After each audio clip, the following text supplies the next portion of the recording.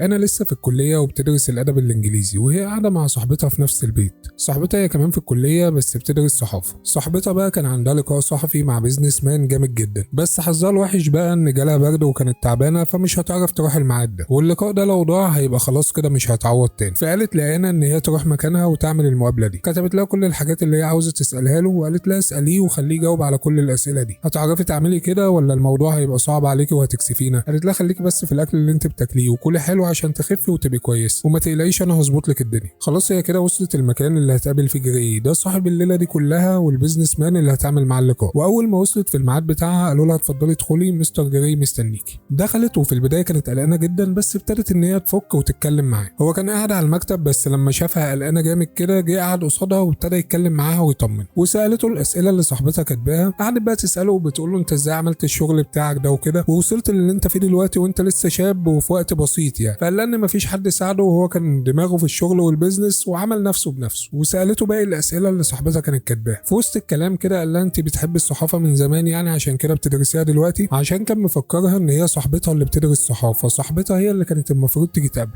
فقالت له لا ده صاحبتي هي اللي بتدرس صحافه، انا جيت مكانها لان هي كانت تعبانه وكده فما قدرتش ان هي تيجي الميعاد. قال لها تمام، طب انت بتدرسي ايه؟ فقالت له انا بدرس ادب انجليزي. وقعدوا بقى يتكلموا في حاجات عن الادب الانجليزي، اندمجوا في الكلام وكان واضح جدا انه معجب بالشخصيه بتاعتها. حتى كان عنده اجتماع مهم والسكرتيره جت وبتقول له يلا عشان ميعاد الاجتماع. قال لها لا مش مشكله دلوقتي الغيه. خلصوا القعده بتاعتهم الجميله وبعد كده وصلها للاسانسير عشان تمشي، وقال لها انا بتمنى ان اكون جاوبتك على الاسئله كلها اللي انت عاوزاها. فقالت له لا للاسف انت جاوبت على 4 اسئله بس. فوهي ماشيه كده ومش واخده بالها قام شادد منها الورقه اللي مكتوب فيها الاسئله. ولما روحت البيت صاحبتها بتقول لها ايه الشغل الجامد اللي انت عملتيه ده الراجل جاوب على الاسئله كلها وبعتها لي على الايميل. وطلع بقى انه لما شد منها الورقه بتاعت الاسئله قام مكمل كل الاسئله اللي ما كانش جاوب عليها وبعتهم تاني على الايميل بتاع صاحبتها. وصاحبتها لاحظت عليها ان هي من ساعه ما جت من عنده وهي مش على بعضها، وفهمت ان هي شكلها كده بقت معجبه بيه، ومن ساعه ما قابلته وهي مشغوله بيه. حتى في المحاضرات بتاعتها في الكليه قاعده ومش مركزه في اي حاجه. بعد ما بتخلص اليوم بتاعها في الكليه بتطلع على المحل اللي هي شغاله فيه. هي شغاله في المحل ده بتبيع حاجات، بس اتصدمت بقى اول ما شافت جري داخل عليها. ما كانتش متوقعه اصلا ان هو ممكن يعمل كده ويجي لها، وحتى لما كانت عنده ما قالتلوش ان هي شغاله في محل او حاجه عشان يعرف مكانه ويجي لها. فان هي تشوفه في المكان اللي بتشتغل فيه دي حاجه مش متوقعه خالص. لا مالك هو انت بتبصي لي ليه كده؟ الموضوع عادي يعني، انا كنت معدي من قدام المحل فقلت لما ادخل اجيب شويه حاجات، وبالصدفه الحلوه لقيتك انت اللي واقفه بتبيعي، بس ده كل الموضوع. لكن اوعي تكوني فاكره بقى ان انا جاي عشانك والكلام ده، انا ما كنتش اعرف ان انت شغاله هنا اصلا. وهو طبعا جاي عشانها بس بيهزر معاها، واكيد يعني ان بيزنس مان زيه كده مش محتاجه تقول له على مكانها عشان يوصل لها، بعلاقاته هيوصل لها بكل سهوله. قال لها ايه بقى دلوقتي، هتساعديني وتجيبي لي الحاجه اللي انا محتاجها ولا اشوف حد تاني عشان يبيع لي؟ قالت له لا تشوف حد تاني ايه، انا معاك اهو هجيب لك اللي انت عاوزه. قالت له على فكره بقى شكرا جدا ان انت جاوبت على باقي الاسئله وبعتهم تاني لصاحبتي. قال لا مفيش حاجه، المهم صاحبتك خدت الاجابات اللي هي عاوزاها وتبقى مبسوطه يعني. قالت له الدنيا تمام، بس هي المشكله ان هي كانت محتاجه تاخد لك كام صوره كده عشان تنزلها مع الكلام ده. فقال لها مفيش مشكله، انا بكره هبقى جنبكم فممكن نتقابل وتاخد الصور اللي هي عاوزاها. جه صاحبها اللي بيشتغل معاها وقف جنبها وسالها لو كانت محتاجه مساعده او حاجه، فقالت له ان هي مش محتاجه حاجه والدنيا تمام. بس جري بص له بصه كده عشان من الاسلوب يعني اللي صاحبها بيتعامل معاها بيه، فممكن شك ان في حاجه ما بينهم. تاني يوم اتقابلوا زي ما كانوا متفقين، وانا جابت واحد صاحبها كويس في التصوير عشان يصور جري، وصاحبتها كانت موجوده معاهم ومبسوطه قوي ان جري جه. بعد ما خلصوا وهم ماشيين فبيقول لها هو في حاجه علاقه ما بينك يعني وما بين صاحبك اللي كان بيصورني جوه ده؟ قالت له لا ده صاحبي عادي ومفيش اي حاجه ما بيننا. قال لها طب والتاني اللي هو شغال معاكي في المحل؟ قالت له برضه مفيش حاجه. هو معجب بيها بس في نفس الوقت من النوع اللي هو بيشك جامد، بيشك في كل حاجه. بعد ما خلصوا قعدوا في مكان بيشربوا القهوه سوا وبيتكلموا. انا قاعده بتكلموا عن نفسها، بتقول ان ابوها مات من زمان وهي اتربت مع جوز امها، وجوز امها كان بيعملها حلو فهي بتحبه. سالها عن مامتها فقالت له ان هي انفصلت عن جوزها اللي انا كانت متربيه معاه ده، ودلوقتي هي عايشه مع واحد تاني خالص متجوزاه يعني، ودي الجوازه الرابعه بالنسبه لها. وبتقول له ان امها رومانسيه جامد ومش عارفين نسيطر عليها فعماله بقى بتتجوز وكده. قال لها طب بالنسبه لك ايه الدنيا يعني، يقصد ان هي كمان رومانسيه زي امها ولا ايه؟ فقالت له اعتقد يعني اللي بيدرس ادب انجليزي اكيد هيبقى رومانسي.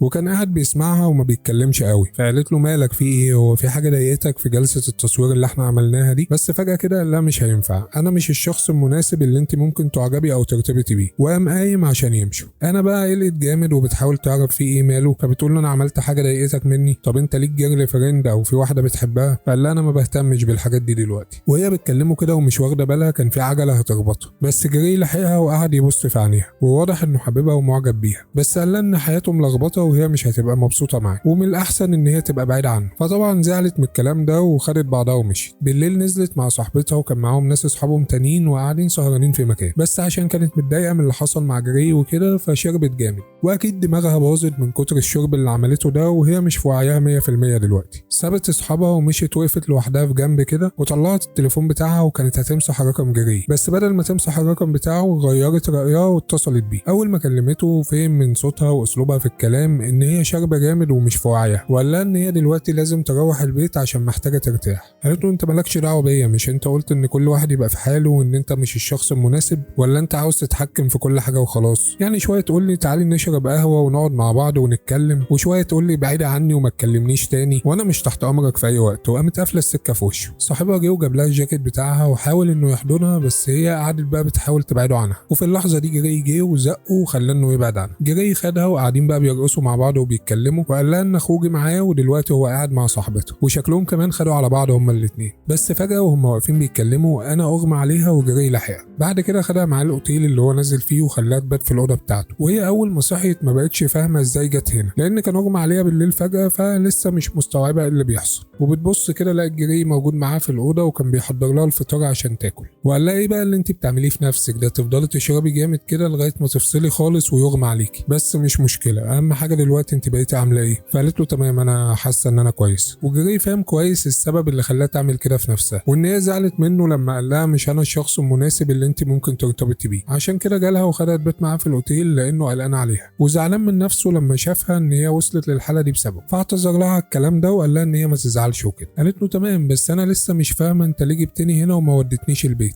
فقال لها بكل بساطه انا مش قادر اسيبك لوحدك. بصت له كده وقالت له طب خلاص خليني معاك وما تسيبنيش. سكت وبعد كده قال لها انا حياتي صعبه شويه وانت ممكن ما تحبيش الوضع ده، وعلى العموم خلينا نبقى نتكلم بعدين. قعد كان بيخلص الشغل بتاعه فهي جت بقى تكلمه وقالت له ان هي عاوزه تمشي تروح البيت، هتقعد هناك شويه وبعد كده تطلع على الشغل بتاعها. خدها وصلها البيت بس لقى اخوه هناك كان بايت مع صاحبتها والدنيا اتطورت ما بينهم ودخلوا مع بعض في علاقه. قام سلم على انا وجري بص له كده وقال له انجز بقى نفسك والبس عشان نمشي عشان عندنا شغل. وقال لها انا اعملي حسابك بقى انت بعد ما تخلصي شغل احنا هننزل سوا وهبعت لك السواق يجيبك. بعد ما جري خد اخوه مشي فانا بتقول لصاحبتها انت خلاص بقى كده انت واخو جري بقيتوا مرتبطين وشكلك كمان ان انت معجبه بيه قوي. فقالت لها سيبك مني انا خالص وخلينا فيكي، انت ايه الدنيا بقى عملتي ايه مع جري؟ دخلتوا مع بعض في علاقه وكده؟ قالت لا مفيش حاجه حصلت، ده انا عشان كنت تعبت واغمى عليا وكده فخلاني بات معاه في الاوتيل بس، ولما صحيت قعدنا شويه وجابنا على هنا. قالت لها ايه ده انت بتتكلمي بجد كل ده ومفيش حاجه حصلت؟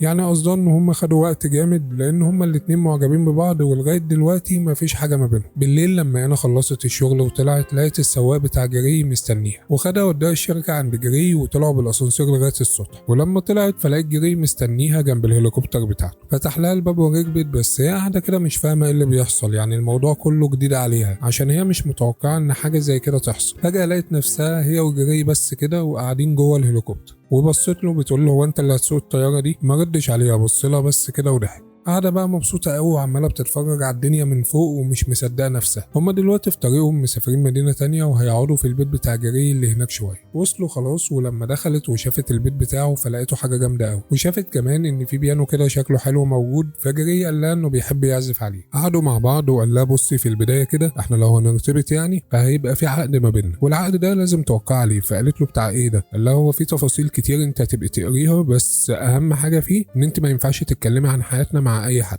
يعني اي حاجه تحصل ما بيننا ما ينفعش تقوليها. قالت له تمام انا اصلا يعني في الطبيعي مش من النوع اللي بيتكلم، يعني ما بتكلمش مع حد عن حياتي وكده. هي مش فارق معاها الكلام ده خالص، هي عاوزه ترتبط بيه بس. فهو بيقول لها بص على العقد وشوفي الدنيا كويس، ولا بصت ولا حاجه ومضت على طول. وهي مش فاهمه يعني ايه اللي بيعمله ده، الموضوع ابسط من كده، ده ارتباط عادي ما بين اتنين، فايه لازمه العقد والحاجات اللي بيعملها دي؟ هي لسه مش فاهمه. قال انت ممكن تبقي مستغربه دلوقتي بس هتفهمي بعد كده، لان انا ليا نظامي في حياتي وانت لازم تمشي على النظام ده. اهم حاجه زي ما قلت لك ان انت ما تتكلميش خالص عن حياتنا مع اي حد، وكمان من اول ما نرتبط انت خلاص كده هتبقي ملكي، يعني ما تقدريش تعملي اي حاجه انا مش موافق عليها. قالت له المهم ان احنا نبقى عايشين في جو رومانسي ونبقى حابين بعض. قال لها انا بحبك لكن ماليش بقى في جو الرومانسيه والمحن والكلام ده، وواضح ان حياته صعبه شويه وليه حاجات كده مش مفهومه، يعني قوانينه العجيبه دي، وبيحب انه يكون متحكم وعاوز يسيطر عليها وعاوزها ان هي تمشي على النظام ده. خدها للاوضه اللي هي هتبقى بتاعتها يعني لو وافقت ان هي ترتبط بيه، ولا انت هتنامي هنا والاوضه دي هتبقى بتاعتك. قالت له هو انت مش هتبقى نايم جنبي ولا ايه؟ قال لها لا اصل انا ما بعرفش انام جنب حد، هبقى نايم في اوضه تانية. قالت له انت معقد الدنيا وعامل حاجات صعبه، حاطط قوانين كده، يعني انا مش فاهمه ايه ده، وانا اصلا هكسب ايه يعني لو مشيت على اللي انت بتقوله ده، هكسب ايه بقى؟ قال لها ببساطه انت هتكسبيني انا وهنعيش مع بعض بس بالقوانين بتاعتي. قالت له طب انا لو مش موافقه على الكلام بتاعك ده ومش هيبقى مناسب معايا فممكن نعمل ايه؟ قال لها هيبقى عادي خالص، انا هبقى فاهم موقفك والهليكوبتر موجوده هاخدك اوديك لحد البيت.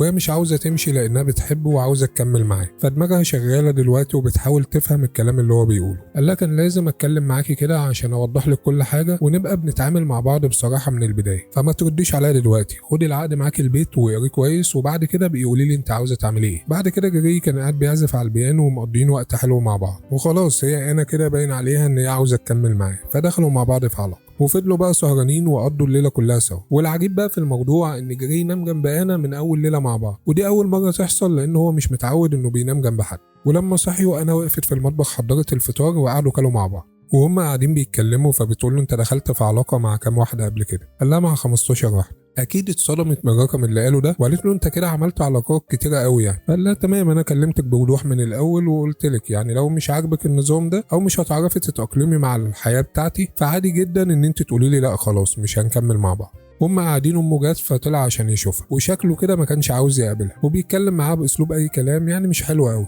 انا طلعت سلمت عليها وام جري كانت مبسوطه بيها وبتقول له البنت دي حلوه وانا مبسوطه ان انا شفتها معاك. فما صدقت بقى ان يبقى في حد في حياته وقاعد معاه في البيت، وانا كمان انبسطت ان هي جت وقعدت تتكلم معاها. فبتقول لجري ان هي كانت جايه وعاوزه تقعد تتكلم معاه وممكن يقعدوا يتغدوا كلهم سوا. قال لها لا خليها يوم تاني عشان انا عاوز امشي وهوصل انا البيت بتاعها. قبل ما تمشي سلمت على انا وقالت لها اكيد هشوفك تاني، وجري وصلها وفتح لها الباب عشان تمشي. بعد كده نزلوا مع بعض عشان يجيبوا العربيه ويوصلها البيت. فبتقول له هي اني واحده من دول العربيه بتاعتك؟ قال لها كل العربيات اللي انت شايفاهم دول بتوعي، بس احنا دلوقتي هناخد العربيه دي. وهم ماشيين في الطريق انا ما كانتش نايمه كويس فنامت وهي قاعده كده شويه، وبعد كده وقفوا على جنب ونزلوا يتمشوا في الغابه دي شويه ويتكلموا سوا. فبيقول لها انت احسن حاجه حصلت لي وانا انبسطت قوي في الليله اللي احنا قضيناها سوا دي. وصلها وقبل ما تمشي قال لها ما تنسيش ان انت تبقي تقري العقد كويس وتردي عليا. قالت له خلاص ماشي، وبعد كده سلمت عليه ودخلت البيت.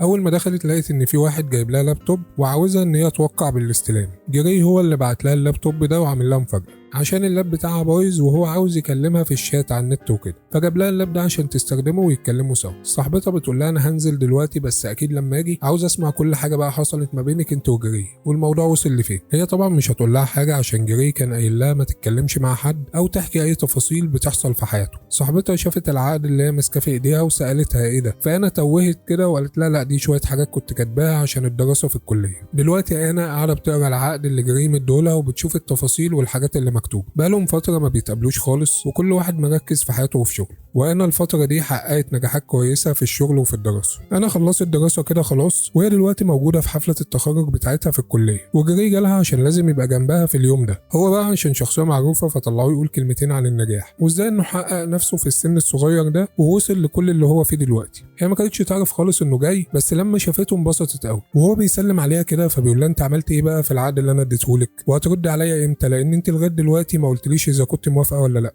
اتكسفت قوي وقالت له اكيد ده مش المكان المناسب اللي احنا ممكن نتكلم فيه في حاجه زي كده. جوز امها كمان جه الحفله وهي بتعتبره زي ابوها، وجري سلم عليه ووقفوا يتكلموا سوا، وكان في واحد من الصحافه موجود فقال لهم تعالوا عشان اخد لكم صوره كده انتوا الاثنين. بعد الحفله ما خلصت اتقابلوا سوا عشان يقعدوا يحتفلوا بمناسبه تخرج انا من الكليه. قعدوا بقى شويه مع بعض بس وهم ماشيين جري كان عامل لها مفاجاه وجايب لها عربيه هديه، فهي اول ما شافت كده انبسطت قوي وما كانتش مصدقه نفسها. تاني يوم خلاها تيجي عنده الشركه عشان يقعد معاها ويتكلموا في التفاصيل اللي موجوده في العقد. عامل جو رومانسي كده وهادي في اوضه الاجتماعات، المكان شكله جامد وقاعدين بيتكلموا وبيقول لها قولي لي بقى انت شايفه ايه في التفاصيل اللي مكتوبه في العقد واذا كنت موافقه ولا لا. الكلام المكتوب الخلاصه بتاعته انه عاوز يسيطر عليها من كل حاجه، وكاتب لها حتى التفاصيل البسيطه اللي هي تاكل ايه وتشرب ايه اللي تعمله وايه اللي ما تعملوش، فحياتها معاها هتبقى صعبه شويه ولازم خلاص هي لو وافقت يبقى هتلتزم بكل حاجه مكتوبه، ومش بس تقول له بالبق كده ان انا وافقت وخلاص، لا ده عاوزها تمضي على الكلام ده. يعني هي مضت قبل كده ان هي ما تتكلمش مع حد عاوز منها امضاء تانية على الحاجات اللي موجودة في العقد ده وان هي تلتزم بيها. الموضوع ده مش طبيعي وعامل لها قلق، فقالت له ان هو يسيبها شوية كده عشان تشوف هتعمل ايه، وبعد كده هتبقى تكلمه عشان تقول له بقى ان هي موافقة تمضي ولا لا. بعد المقابلة دي عدى بتاع اسبوع وهي بقى دماغها عمالة تود وتجيب عشان لسه ما تعرفش هتعمل ايه، والموضوع عامل لها ضغط نفسي جامد ومخليها متضايقة. امها لما كلمتها ولقيتها متضايقة كده فقالت لها طب خلاص خدي لك يومين اجازة وتعالي عشان تقعدي معانا شوية. لما صحت الصبح ركبت الطيارة وهي دلوقتي في الطريق عشان تسافر لامها. وصلت خلاص وقاعدة مع امها وجوز امها وبيتكلموا كلهم سوا، وبيقولوا لها ان الفترة اللي فاتت كان نفسهم ان هي تيجي وتقعد معاهم، بس هي كانت مشغولة جامد عشان الكلية وكده. فقالوا لها خلاص الكلية بتاعتك خلصت والشغل انت ممكن تاخدي اجازة منه وخليكي الاسبوع اللي جاي ده قاعدة معانا. قبل ما تنام كلمت جري، كانوا بيتكلموا شات مع بعض، وقالت له ان هي اليومين دول قاعدة مع امها، وهو كان بيكلمها مش حلو عشان متضايق منها لان هي مطولة في الموضوع بتاعهم ولسه ما ردتش عليه، وكمان متضايق منها عشان مشيت وسافرت فجأة كده. اتصل بيها بس هي مخنوقة ومش عاوزة تتكلم دلوقتي فما ردتش عليه. الصبح نزلت مع امها في مكان بره البيت وقاعدين بيتكلموا سوا، وجري كان عمال يتصل بيها بس هي ما بتردش عليه. قام بعت لها رسالة وبيقول لها خلاص انا جايلك، ومفيش هي ثواني بتبص لقيته قدامها،